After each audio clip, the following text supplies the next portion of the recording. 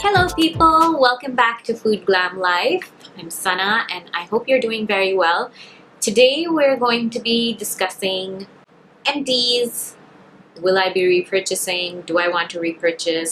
Etc, etc. So I don't want to give like a real big introduction. Let's just jump right into it. I have some things that I've been collecting. I haven't thrown them away just because I needed to do this video. So I'm happy to be able to do it now so I can throw some of this trash away.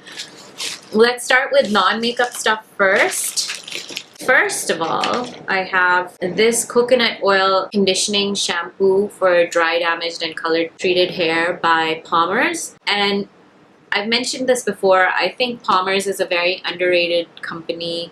I think they make some really great products. I love their cocoa butter stuff. Before this shampoo, I was using the cocoa butter shampoo line, but then I think my hair got a little drier after coloring it, so I moved to this. And what I really like about this is that it says right here, formulated with ethically and sustainably sourced ingredients, which is a thumbs up for me. It has no sulfates, no parabens, no phthalates, I don't know how to say that, no mineral oil, no gluten, no dyes. I don't know what gluten has to do with it, but anyway. And it's got real coconut oil. When you put it in, it smells like, not like the Vatika or the Dabur coconut oil, but actually like real, it smells like coconut water, which is just so much more refreshing than, you know, that heavy coconut oil smell. And then it has something called a Manoi oil, which is from a certain flower, and it has keratin protein. So this was actually really good. I went through the whole bottle and I would definitely repurchase this or the cocoa butter range because that also has a really nice conditioner and the shampoo as well. It's a little thicker than this. That was that. And then I had this Loreal Hair Expertise. This is a Pure Color Radiance Enhancing Dazzling Color and Moisture Conditioner. And this one, I really like the smell. It's like a rosemary and mint smell. Ouch. So it has a very fresh, actually, not only that, when you put it in your hair, well, it's conditioner, so you don't really put it in your scalp, but towards the back, sometimes I do, or if my hair is really dry, or if I want to like deep condition it, then there's like, it gives that little tingling sensation. Even the Palmer's cocoa butter one does too, because I think that also has a little bit of mint in it. So that gives a tingling, and I kind of like that. It feels really refreshing. And this has rosemary oil and a jasmine scent, and this was pretty good. Again, this is also sulfate free, so that is something that, you know, anything that has fewer destructive ingredients in it is always a good thing. So I did like this. I do have another one, not this, but from the same line. That's also finishing, so maybe I'll have to go repurchase. Okay, other than that, I have some makeup wipes. I use the Simple Kind to Skin cleansing wipes. These, it says they're super soft and it removes waterproof mascara. I think it's a little overstating its claims a bit. It's okay. I like that it doesn't have a scent to it, but if you have like very, you know, like makeup like this, it's not that efficient. The only thing that this is really actually good for is if you're feeling really lazy and you're about to fall asleep, if you put this on, you know, on your like side table drawer, just, you know, use it to clean up at least right before going to sleep so you don't have all that craziness stuck on your face. Obviously, I would recommend that you do a proper cleansing, remove the makeup, and then do a cleansing, and then do your moisturizer, etc. before going to sleep. But sometimes, you know, we have those days where we just can't move. So this is good for that. These wipes were okay. Maybe in a pinch I would purchase them again. I'm getting kind of disappointed in Simple products. I feel like they're not as good as they used to be before, but they were still better than, oh my god, these. I don't even know why I bought them. Maybe because I thought, oh wow, they're so much cheaper than everything else. And it's the Athena Beauté. They're for sensitive skin. They're gentle facial cleansing wipes. And you know, from the packaging, it looks pretty okay. They're made in China though. They're just, oh, I hated them. I literally use them to clean off, you know, my swatches and you know, I was traveling, maybe I took a couple for that, but they smell like baby wipes. I feel like they just put baby wipes in this, you know, in this package and then sold it. No, not buying these again.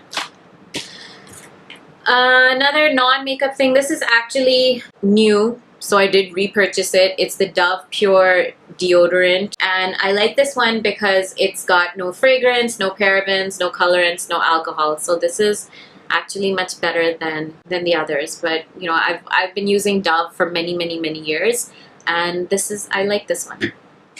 Okay, moving on. This Grapeseed glossing serum from The Body Shop is just, it's excellent. This is my second bottle. I think it still has maybe a couple of pumps left in it, but this is really good when you take a shower and you come out and you just do a couple of pumps and then put it through your hair. It really softens. My hair tends to get very frizzy, so it really helps soften that up. And especially if you're going to style it, it's always a good idea to put serum on. So this is good, and it's by The Body Shop, so obviously it's meant for dull and frizzy hair, so it's got good ingredients in it as well. Other than that, we have The Body Shop Frosted Plum Hand Cream. This I got, I think this was like a special during like holiday season. Has just one more pump left in it. I have to say, as a lotion, maybe it's okay. It's not really a cream. It's too thin. It's not good for a hand cream. I think for hand cream generally, well, depends on your needs. Maybe I just didn't purchase it right. I have very dry skin, and I just didn't feel like this gave me the sort of moisture that I wanted. The scent is not very appealing to me. So if I ever saw this again, actually I went to Body Shop and then I saw the hand creams and I was like, man, I don't want to get them. So no. No on that. Okay, moving on to makeup. This is out. It's the Primetime Brightening Foundation Primer. This is by Bare Minerals, and this, while it lasted, was great. I love that it gave you like this shimmer illumination underneath your foundation. It really just, it did brighten up my skin. But then the thing is, what I don't like about it is that the pump just, after like maybe a month, it just became really bad. And then what it would do is like it'll like that all over, and then it sometimes get on your clothes. And so I actually had to stop using the pump and then just take it out from here.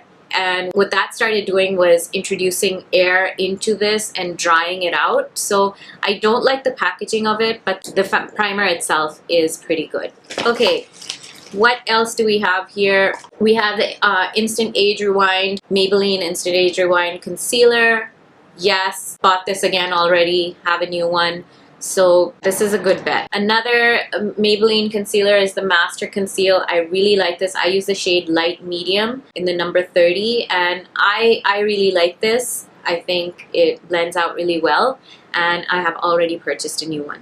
Moving on, we have mascara. This is the travel size version of the Too Faced Better Than Sex mascara. I think this mascara was good for like a month. I'll tell you what I like about it and what I don't like about it. What I like about it is the brush, and I think that does a really good job. What I don't like about it is that it dries out really quickly, and so I'm actually glad I got the smaller size, because I would have felt like I wasted a lot of money if I bought the full size and, you know, within like a couple of months if it dried out like that. That's my issue with it. Other than that, it's pretty decent. Will I repurchase it? I don't think so. The Sephora Smart Liner. This is an eyeliner which is supposed to be ergonomically made so that you can hold it like this and have a very steady kind of a hand. I enjoyed using it. This still, I think, has a little bit left in it. What the problem with all of these, I think, whichever company you go with, is this tip. After a while, it's going to, from the dragging and the pushing, it sort of loses its preciseness, and it kind of, the very pointy tip just sort of loses color and preciseness, and so that is the only issue with these. But this was really good. I actually really enjoyed it. I thought it was very helpful, and I had a good grip on it. So if you have a hard time working with eyeliners that are just like pencils and they don't give you the sort of control you want, then this is something maybe you would want to look out for. I've seen NYX do this, make one like this as well. I haven't tried it out, but this one by Sephora is really good. and really black, as you can see. We have the Tattoo Liner by Kat Von D. This is the brush tip. I love the brush tip just because it is so flexible, but at the same time it retains its shape. This is one of my favorite eyeliners, and I did purchase a new one, so that goes to show that it's worth the splurge. And finally, yes, finally, we have this eyebrow pencil that I got from Maybelline. I don't know, I don't think this is available in Pakistan. So one side it had like a retractable pencil tip, and on the other side you would think it had a spoolie, but it didn't. It actually has this powder, so it, you know how it's depositing kind of powder onto my finger. That's what it was doing with like this soft kind of a sponge tip. My thoughts on this, there are better eyebrow pencils out there. I didn't like the retractable pencil side. I felt like it was too creamy. When you're doing it on your eyebrows, you want something that's a little waxier and a little drier so that it stays in place. This I felt like would sort of go move around all over the place. What I did like was this, I mean, I had to use the spoolie separately, which I didn't really mind that much, but I think it helps when the pencil has the spoolie in it. But I actually kind of liked this powder thing just because it helped set and fill in those sparse areas. So it was interesting, but I wouldn't purchase it again. And that's it. Those are my empties, and those are my thoughts on those. If you enjoyed this video, please do give it a thumbs up. Comment down below, let me know what else you would like to see. And don't forget to subscribe. I hope to see you in my next video. Take care.